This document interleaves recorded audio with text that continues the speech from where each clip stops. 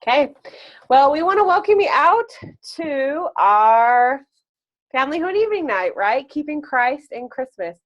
And if you can hear me, that's great. If you can't hear me at any time, if you're new to this Zoom, there are chat. You're able to chat with us. You can send me a private message, or you can send a message to everybody. So you can chat either using your computer. You can unmute yourself if you're on your phone. You can click the little microphone button and it will mute or unmute yourself. But for the duration, if you don't have any questions during the middle of things, we'll just keep everybody muted so we have a nice, clean recording. I am Brittany Fowler, your host and organizer of this event, and I just want to thank all my guest presenters for being on and taking the time to prepare something a tool, an idea, a story, anything that is going to help families to stay Christ-centered this holiday season. Because as we all know, it's a little difficult, right? When we just want to buy everything in sight and focus on Santa Claus. And I'm guilty as charged. We were asking my 4-year-old, Riker, why do we celebrate Christmas? Santa comes. Yes, Santa comes on Christmas. But why does he come? I don't know. Do you remember Mary? Jesus' mom? Yeah. What does she have to do with Christmas? Anyway, blah, blah, blah, all this stuff. Excuse me. Yeah, so we are going through it as well. So we're just trying to make sure that we keep Christ in Christmas this year. And so tonight we're going to hear from Amy, then Lydia, then Julie, and then myself. We'll wrap up. And if you're watching this later, we will have, I will include links. So some of us are going to present like maybe a printable that you can have, or a tool that you want emailed to you. We can definitely do that. Any of the presenters or guest presenters today can do that for you, just exchange for your email. And so, but other than that, this event is completely free. We just want to make it a really value-filled, packed 45 minutes to an hour and no longer, because hopefully the kids will stay attentive for that long, because that will be fun. So Amy, you'll be first, Lydia, Julie, and then myself. So Amy, I'm going to unmute you and go ahead. Hi, yes, welcome to tonight's webinar. And I have been thinking the past couple of weeks about how to keep Christ more centered in our family. And I haven't really overdone it on gifts, and so my kids really don't expect a lot during Christmas and stuff like that. But I was thinking a couple of weeks ago about how just spending time with your kids is more important than all the gifts and all this stuff like that. And so, like, why do we buy into this lie that we have to be super busy and we have to be hysterical about Christmas? And I was just talking to my friend today about how she was like, I don't even want to do Christmas. And I was thinking, oh, how sad, how to lose memories and time spent with your kids doing positive things. And so today I had this brainstorm. And so I created the ABCs of Christmas using just like all the different attributes of Christ. And there was almost one letter per every single letter. And so I was able to do that. I remember growing up with my parents that we got some gifts, but we really did spend a lot of quality time during the holidays. And I love that. And I loved how we had tradition on Christmas Eve, and we did the same thing every single year, every year. And so without clockwork, we knew that we were going to do the nativity scene. And so that's what we did. And we had the same, like my cousins in Idaho and Utah, they got together and they they had the same meal every year, and they had this big Christmas party and exchanged gifts. And we grew up in Seattle, and so we didn't participate in that very often, if ever. And so, but yeah, it just having a chance to spend time together with the family, and that is going to be my focus as a mom, is to make sure I'm connecting with my kids every single day. And so if you're interested in my little ABCs of Christmas, you can get a hold of me. And yes, but kids just really need to know that they're loved and to have that quality time spent together with everyone and just do things together as a family. And it doesn't have to be extravagant. It could be like taking a walk with flashlights at dark, or it could be driving around looking at Christmas lights, or it could be just simple things like that that don't cost a whole lot of money, but just cost you your time. Thank you, everyone. Perfect. Thank you, Amy. So give the listeners your email or the best way to contact you for that ABC. Just text me your information, and my phone number is 435-764-1751. Perfect. Yes. Okay. Awesome. Thank you, Amy. I totally agree. Family should be the center of Christmas, right? And I actually, in my church, we actually have an event where they have a family Christmas party, quote unquote, and then they have an adult Christmas party, and I boycott the adult Christmas party every year because I feel like if you're going to call it a party, everybody should be invited. And like, if you just want to get together with adults, then call it a fireside or call it a special night out. Like, don't call it a party and make it church related. Anyway, that's just my 2 cents on parties and keeping the family together, because that really does irk me. It's a church function, but they don't want the kids involved. And that just, because I totally agree with you. Like, kids should be involved in everything. It's the memories. It really is. My ward has done it different ways over the years. Last year, they kind of overdid it, and they did an adult Christmas party, and then they did youth Christmas parties, and then they did a primary Christmas party. And so they had like 3 different parties going on the same week. I'm like, holy crap, it's just a lot. And this year they're doing the Return to Bethlehem, and they're doing it just a little different. And so, it just depends. Yeah. Well, everybody's different, so hopefully they can get some pointers from us, right? Here we go. Yes. Thanks, Amy. Okay, Lydia, you are up. All right. I just love Christmas, and because it's a time to be with the family and really focus on that. One of our favorite things to do is we have a countdown, and we have a couple different varieties, and we do all of them at the same time. So we have a manger scene, and there's 25 pieces in it. So we pull out, the first one will be like the star or the shepherds or whatever pieces they pull out. And we read a scripture reference that goes along with when the shepherds were met by the angel and stuff like that. And the last piece, and it's a felt thing that we hang on the wall. And the last piece is baby Jesus, and we put him in there.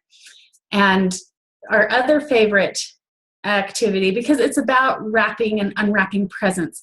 So we get books. My family's really big into books. And we have, it's backwards. Everything is backwards. So this is called The Innkeeper's Wife. And it's a fun, fictional kind of story. Or this one's one of my super favorites, Room for a Little One. And it just has the most beautiful pictures. And even though my kids are getting older, they still just love to look at the books.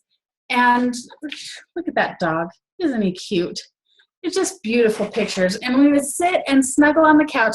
Even though they're older, they still love to snuggle and look at the pictures.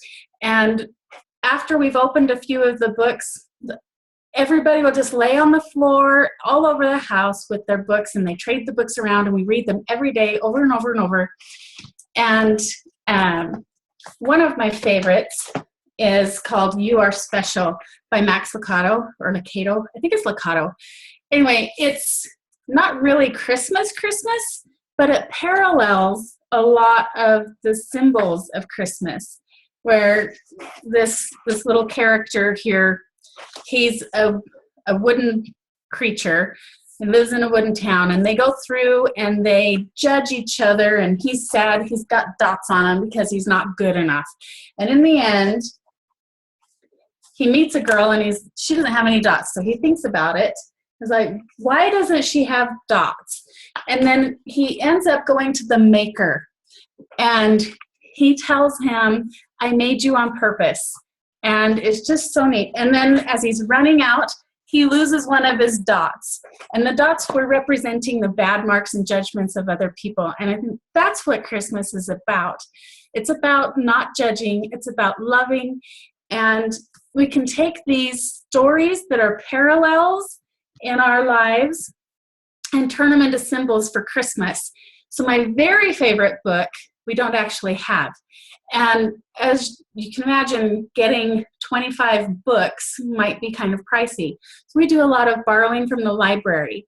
You can get the books from the library. I think it's 30 or 45 days. Anyway, it's longer than the 25 days to count down.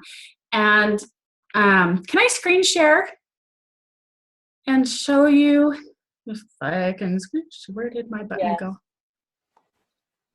Okay, I don't know how to do that. Where did I go? So drag your mouse over your face. And then there should be like a button that appears at the bottom that says share screen. Ah, there it is. Okay. So I want to show you my very, very favorite book. It's at the library. It's called I Believe in Santa Claus. This is actually Amazon's because you can buy it and have it. But there's a lot of other books that are called I Believe in Santa. And this is the one you want because it takes Santa Claus and he says, okay, Santa Claus has a white beard. Christ is white and pure. Santa Claus wears red. Christ bled for me. And it takes all the pieces of Christmas and compares it to our Savior and what Christmas is really meant to be. And I know a lot of times we get caught up in, oh, it's all commercialized, or Santa Claus isn't real, or it's the wrong idea, or whatever. But Santa Claus is real to me and my family. We believe in Santa Claus because he helps us remember our Savior. And I just look for every kind of reason that I possibly can to change or symbolize what's happening in life with what I need to remember. And so that's my very, very favorite book. And I think what really happened was the kids were reading them and they didn't get put back in the box. I think it's under someone's bed or something because that's the loved one most of all. So that's my favorite. I can't figure out how to get back onto the regular. Stop screen sharing. Sorry. Got it. Good job. So that's by Diane G. Adamson. Yes, Diane G. Adamson. And if you're not readers, you can do this same kind of idea, wrap up pictures or different things that you want to have excitement about. Cool. Love it. Anything else for us? Oh, yeah. Okay. I have a list of all my favorite books. If you want that list, I'm trying to figure out how to get off screen share. I'll just let you look at this for a minute, I guess. I can send you a list of all of our favorite books and link to actually a communication creator, because I think that's the most important thing of everything ever, is to be able to communicate with our children and with our spouse and with the people that we care about. I have a communication creator PDF that you can get on cheerfulbychoice.com. And if you want the list of our favorite books, then you just go to cheerfulbychoice.com and send me in the contact form, I want the Christmas book list. Perfect. I'm going to request control of your screen. Yeah, please do that, because I'm not sure how to get off of screen share. I'm sorry. Click to start remote control. Okay. Thank you. Trying to see. Well, you should click the same button. Okay, pause share. Did that work? No, I paused it. You paused it. Okay. Did I pause it? Let me try and well, let's see. So when you click on the same button for the share screen, what does it do? Like it should say stop screen share, and then it will come back to you. It says pause and resume. Oh, stop share. There it goes.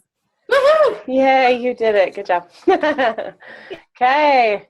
Well, thank you. I love those ideas for the gift for the books, and I do love the You Are Special. My good friend's mom, so I had a best friend. She lived around the corner, named Stephanie. And her mom was a single mom, and her and I were just really good buds. And we were on swim team together. We did summer school together. We did everything together. And luckily, she lived around the corner from me, and her mom, out of the blue one day, gave me that book as a gift.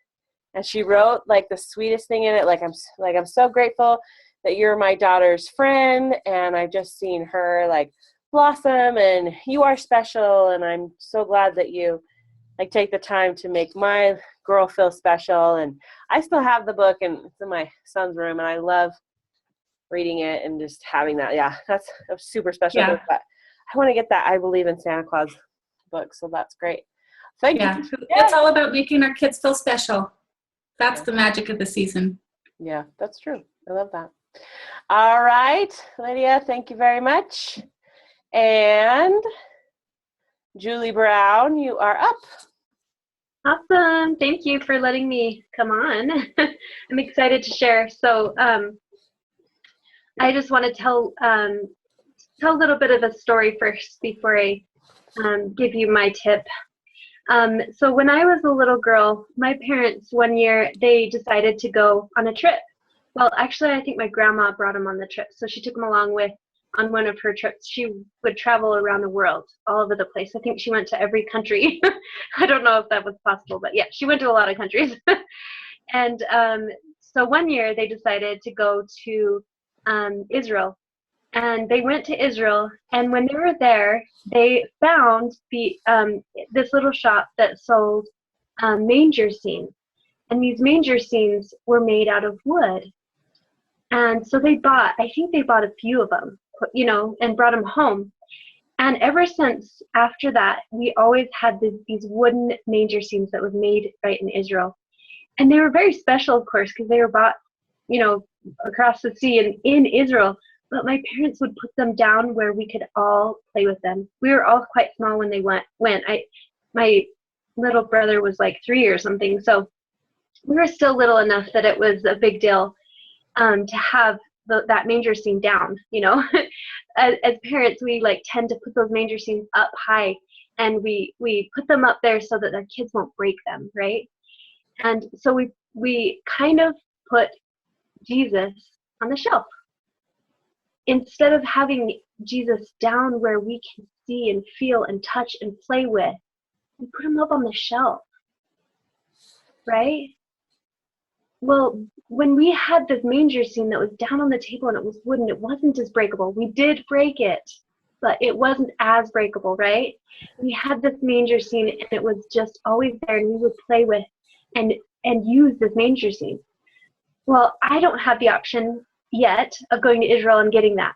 I'm sure I could maybe find it online. I don't know. But in the meantime, what I did to create that for my children, because I obviously don't want broken glass on the floor. So I don't put my glass manger scenes down close to the ground where they can play with them. But I did buy a manger scene that was plastic. Actually, it was just a little, what's it called? The little fat people. I don't know. Do you know what I'm talking about? The Precious Moments? No, I should have gotten it out. It's plastic. Little tykes. Yeah, that's right. I think. Little people? Little people. Okay. That's what it is. Okay, so the fat little, yeah. Anyway, so I bought this manger scene that was the little people manger scene, and it's down, and they can play with it. And what I love about that is puts Jesus down there where they can play with him. And they know that even though it's just a toy, it's the centerpiece of our Christmas. Like, it's the part that is the focus, that they can see and feel and touch and play with and have him part of their Christmas experience and the decorations. And so I recommend finding a way to make it so that your kids can play with, touch, feel, just make Christ, the little baby Christ that was born, part of Christmas. Have it a toy, have it there. I mean, you could even, if you have like a baby doll, just wrap it up in a blanket and make a little manger right there in your living room. Something that like really just brings Christ, baby Christ, to Christmas in your home as the main part of your, Christmas experience. So anyway, that's my one tip. Is that enough, or do you want me to share my other tip? Oh, go ahead. Whatever you want to share. Okay, so that works really well for little kids, but when you start to grow and you're turning into a teenager, you're not so interested in little toys like that anymore, right? And you already know Christ is about Christmas, right? So as we started to grow, my parents, we started to have this tradition where on Christmas Eve, it was a spiritual experience. And we would gather and we would read the story of out of the scriptures about Christ. And then we would sing songs. My dad would play the guitar and we would sing songs, Christmas songs together as a family. And then at the very end, my dad would say, we would talk about the three wise men that brought the gifts to Jesus. And he would say, well, they knew that it was important to give him a precious gift. And so I want to have you guys also give Jesus a precious gift of your own. And so we have these special journals. This is my journal from when I was a kid. That was my Christmas journal. And we'd hand out the journals and the pencils, and we would write in them what we were going to give Christ for Christmas. And it didn't have to do with money or anything because we couldn't, right? All we can do is give what we have. And that was when I was 10, it says, be kind to others. That was my gift to Jesus that I wanted to give him. And it says, and love everyone and not quarrel. And I'm pretty sure that's spelt wrong, but I would probably spell it wrong. And then say my prayers every night. And then I signed my name. And it goes through all the years of growing up where I would give every single year, and I could look back and contemplate on what I gave them the year before. And so I think that was a really cool way to bring teenagers into the picture, where you're reminding them what's important about Christ and having that tradition. And we always looked forward to looking at the journal and seeing what we wrote the year before. And I keep this right by my bed now. Like, I look at it and I remember it and I cherish it. So having these little traditions that mean a lot will mean a lot to your children as they grow. So. Oh, I love that, and I so agree. What a wise father you had. Yes. Anything, yeah. And as children grow, definitely their demands for attention definitely change and switch up. So yeah. I love how you have both age groups there. So so I'm gonna thank you, Julie. Oh, one more thing. Well, I just have a principle of actually it is about gratitude, because as we keep that gratitude spirit going into the Christmas season, I feel like it really helps us stay on target. And what I do is every single day I write I have this gratitude journal that I write in every single day. And I write 6 things in it. And so I created this printable for myself, and I was like, well, I'm just going to share it with people. So it's not super fancy, but it is what I use for myself. And so I want to share that if anyone would like that, I can give you the link to that when we're done. It's just on my website, Julie Brown Coaching too, if you want to check it out. So anyway, that will help like you as the parent remember what's most important this Christmas season. Awesome. You can also post that link in the event, on the Facebook event as well, so people have that. So if you are looking for the link, or Lydia and Amy, please post like how they can get in touch with you there. Yeah, that'll be easy. Thank you. To do that. Yeah, thanks, Julie. Okay. So Lydia wants to read the children a book. Girls, do you want to hear a book? And then it'll come to me. They're clapping. Woohoo! Okay, Lydia, you are up, love. Oh, I just muted you. Sorry. Here we go. Okay. Great. I was loving how Molly can write her name. She's doing a great job. Okay, ready? It was a cold winter's night. Kind Ox lay in his stable close to the side of the inn.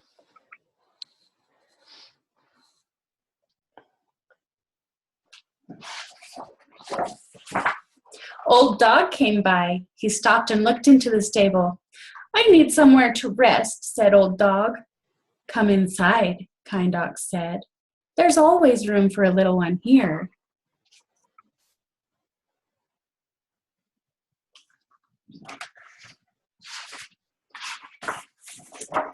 Old Dog came in and lay down in the straw. He nestled close to Kind Ox, sharing the warmth of his stable.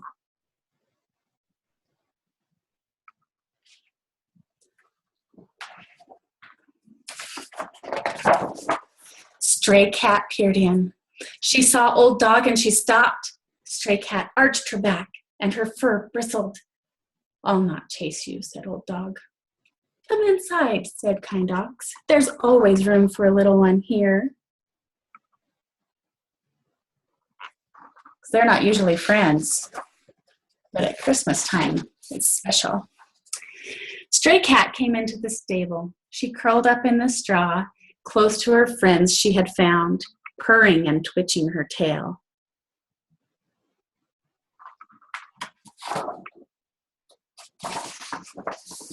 Small Mouse stopped at the door of the stable. She saw Stray Cat and she quivered with fear. You're safe here. I won't harm you, said Stray Cat. Come inside, Kind Ox said. There's always room for a little one here. Small Mouse scurried in. She nestled down warm in the straw in the peace of the stable.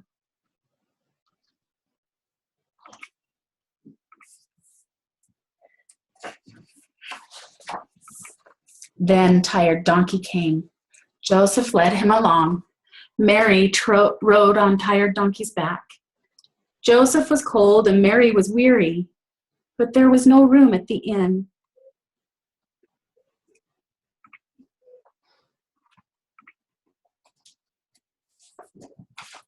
Where will my baby be born? Mary asked.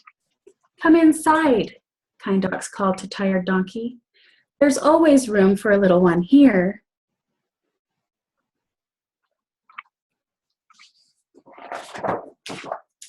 Tired Donkey brought Mary into the stable. Joseph made her a warm bed in the straw to save her from the cold of the night.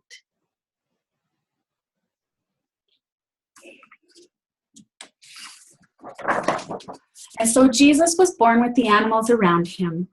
Kind Ox, Old Dog, Stray Cat, Small Mouse, and Tired Donkey all welcomed him to the warmth of their stable.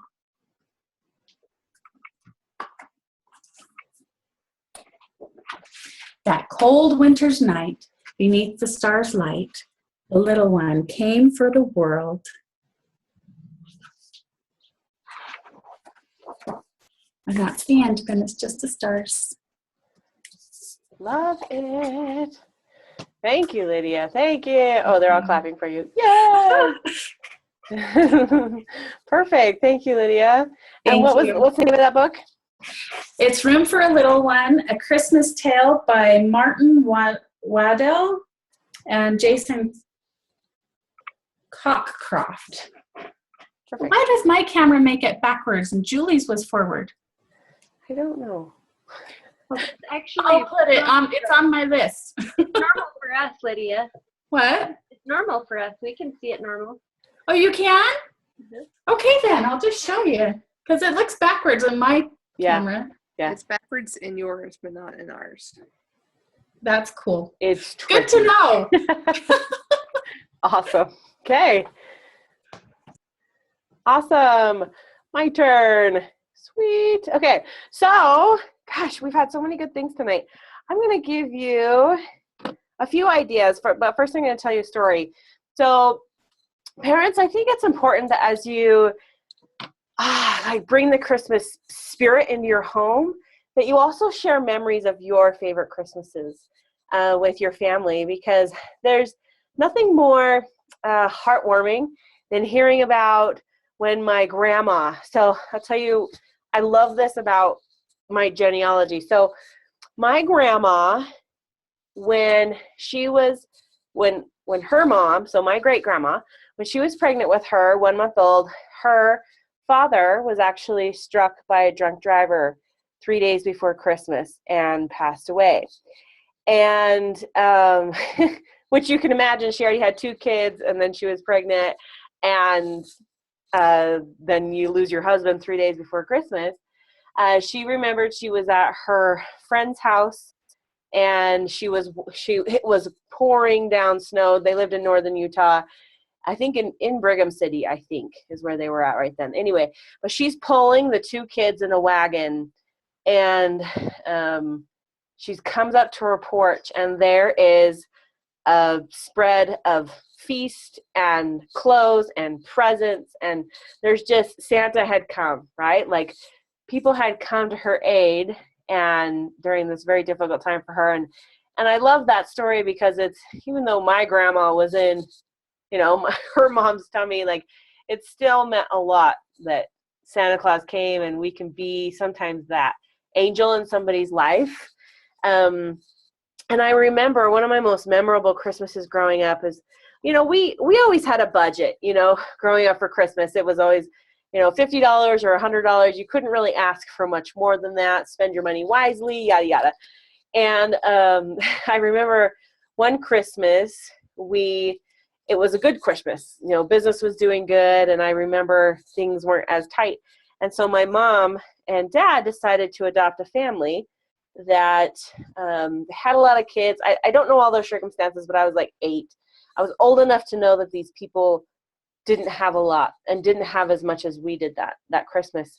And so we got to go to the store, and we got to fill up a whole cart full of our favorite treats and goodies, but it wasn't for us. It was for the family. So we went, and we were putting in all this fun stuff, right? Like Oreos and sugar cereal and like 20 pounds of gummy bears. Like, we were just putting it all in the cart. Of course, my mom, the more practical ones, throwing in the veggies and the meat and for the family. And anyway, so we then went to the house, and we didn't know these people. They were a friend of a friend, so they didn't know us. We didn't know them. And so what ended up happening is we all just carried in bags into the house. Okay, we're here to give you your Christmas dinner. And I remember the mom just breaking down, right? And of course, when I was 8, I didn't realize what impact that was. But I remember as a small child realizing how important that moment was, right? Of giving and not receiving, like being excited for them to have my favorite treat instead of me.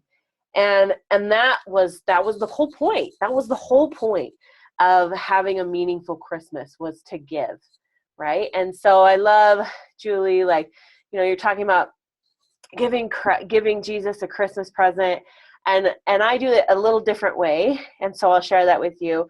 We have a stocking on our tree that's white. It's only about this big, and it has Jesus. It says Jesus on the top of the stocking, and we hang it on the tree. And every year, we will put in a strip of paper for our gift and put it in the stocking. So we're giving it as a Christmas gift on New Year's Eve and putting that in the stocking, and then it hangs on the tree, and so it's always on the tree.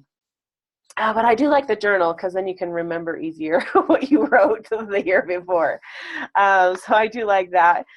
I did make an kind of a 7-day Christmas story Advent calendar thing. It's not really, it's not too complex, so I want to share that with you. See if I can share screen. It's loading. So here it is. So if you can see this, let me scroll this down. So it's a 7 days, and it's really meant for this year because Christmas is on a Sunday, which normally I really dislike because I feel like you can't go do anything. But what's the point of Christmas? To worship Christ. So I got to change my attitude. But this will help me get in the attitude, I feel like. So day 1, and you can do it on, and you can do this anytime during the month, but I really just made it for the last week. Leading up to Christmas. So day 1 is the journey. So Joseph and Mary, they take this long journey to Bethlehem, right? And so you get to kind of go on a journey yourself. So you can take a drive or a walk, go see a neighbor and bring a gift. One thing that I want to invite you to do as families is to visit those people who are sick. Not people that you normally love, but I had an experience once where I was in a church calling, and I remember as there was 4 of us that went, and we visited this woman who was on her 2nd round of cancer. It had recessed and then had come back, and it was in her hip, so she couldn't walk, she couldn't get out, and she had 2 small children anyway. And it was the first time that I had really visited someone who was ill. And like that I can really remember, and I was an adult. Like I don't remember doing this as a child, or even growing up. And so I remember one thing that really stuck with me through that visit was she broke down, not because of the pain, not because of the cancer, not because of her afflictions that she was going through, but because she was lonely. And that struck me because nobody should be lonely. On Christmas especially, but unfortunately it happens all too often. We stick to our friends, we stick to our family. And so on this journey, day 1, I would invite you really to go see a neighbor, a widow, someone that you don't normally visit, or someone who is ill and going through something, to where you can bring a little cheer into their life, right? So that's the journey. Because you're going to sacrifice being uncomfortable, because it's uncomfortable when you go visit somebody because, I don't want to impose, or I don't want to, just push all that aside, excuse me, and decide that you can be a joy in their life, right? So I would invite you to do that on your day 1 for the journey. And day 2, obviously, when Joseph and Mary arrive, Bethlehem, there's no room at the inn. So what I had an idea is, just have a slumber party with your family in one room, because there's no room in your rooms for you to sleep separately. So everybody get together and have one big slumber party, family style. Thought that would be fun. And then day 3, of course, Jesus is born, right? So one thing that I like to do with my family is we do have a manger, and you can make this out of popsicle sticks. You can get a basket and call it a manger. Like, it doesn't have to be anything fancy. But then you just cut up strips of yarn, and it says yard right there. I should probably change that. Strips of hay or yarn.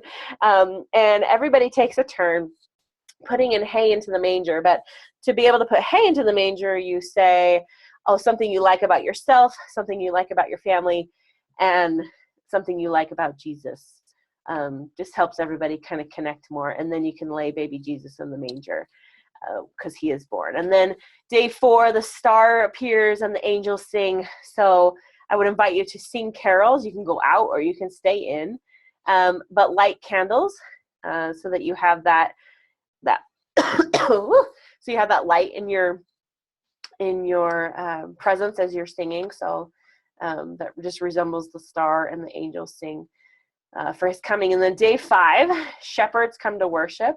So I would invite you to, because what did the angel do with the shepherds, right? He invited the shepherds to come unto Jesus. So one thing we can do is we can invite a family or a neighbor to join you for hot cocoa, or read the story of the nativity. Or let me show you another picture. One thing that's really fun that I've done with my family, is if you get modeling clay, and you can use Play-Doh, like not a big deal. But modeling clay does work the very best. I want to show you these. We have invited family members over, and everybody's in charge of one person in the nativity, and you all kind of sculpt different parts of the nativity. So baby Jesus, Joseph, of course the stars back there looking all pretty. And then of course you got the angel, and we have 2 angels in this one. But then you have these sheep and cow, and this is something that the whole family can do, right? Because I mean, it can be really elaborate, or it can just be super simple. And so you can invite a family to come over and create your own nativity and just be creative. Let me go back to the Advent calendar.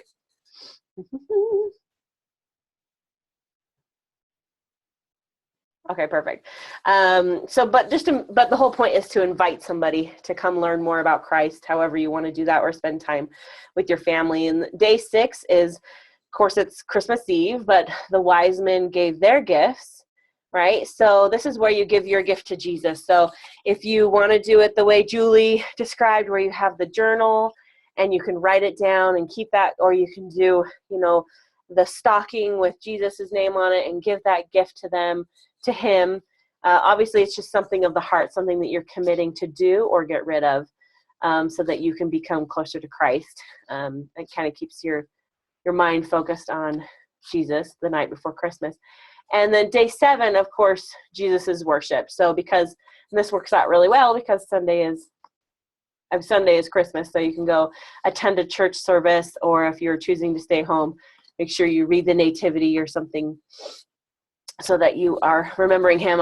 There was a couple of ideas on Pinterest and things where there was a woman that said, okay, well, in my family's Christmas, we will wrap up baby Jesus and put him somewhere in the house, and then the kids have to go find him before they come get their presents. So it's kind of like a scavenger hunt to go find the wrapped baby Jesus, and he's the present. And it's like, so it takes them a good half hour sometimes just to find baby Jesus, and it's like really exciting. So they're more focused on finding Jesus than finding their presents. And I thought that was super cute.